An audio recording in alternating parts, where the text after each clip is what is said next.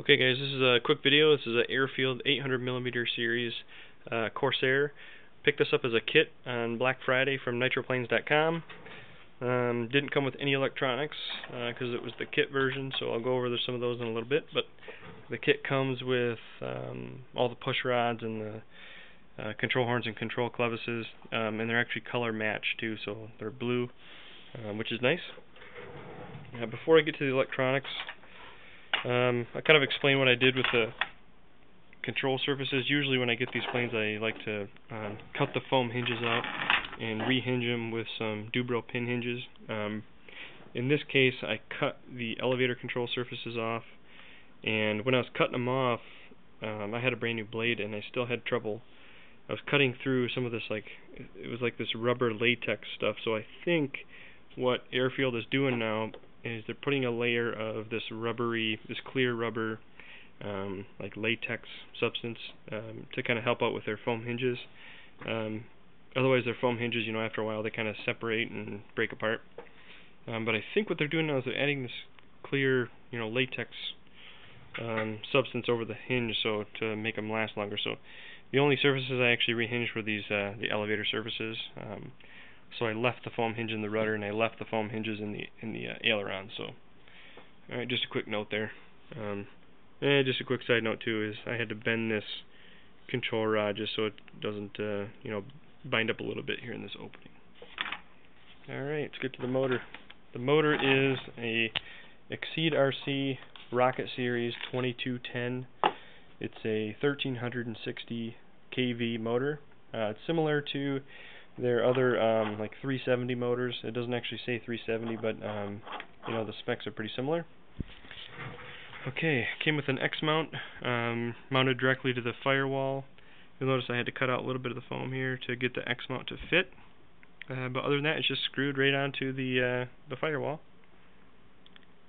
Okay, pretty simple. The firewall has a built-in thrust angle to it, so you don't have to worry about getting spacers or anything, and unless you really want to. But I found that the correct thrust angle is already built in. So, all right. Oh, another thing I had to mention is because I use this shaft on the motor, it comes actually with this option, or it comes with I forgot what it is. It's kind of an adapter that slides onto a shaft, and then the more you tighten it, it actually secures the prop to the shaft. So I didn't use that option. I actually used this bolt-on prop shaft. So there's a shaft that actually comes out the back of the motor. Okay, so I had to carve out some of the foam to make that fit inside to the through the firewall. When I was doing that, however, they put a metal ballast weight in the front of the plane now to help out with CG issues. And I think that thing sits about a ½ inch or less into, behind the firewall. So just be careful when you're carving out some of that foam. Actually hit that weight. So anyway, got a magnet there, magnet on the bottom. I glued those in. The other side of it is these screws. Okay. The reason I didn't put magnets in there is these magnets are really strong. So if I put magnets on this side and the other side, I'd have a hard time getting the cowl off. So I find that it fits pretty perfect.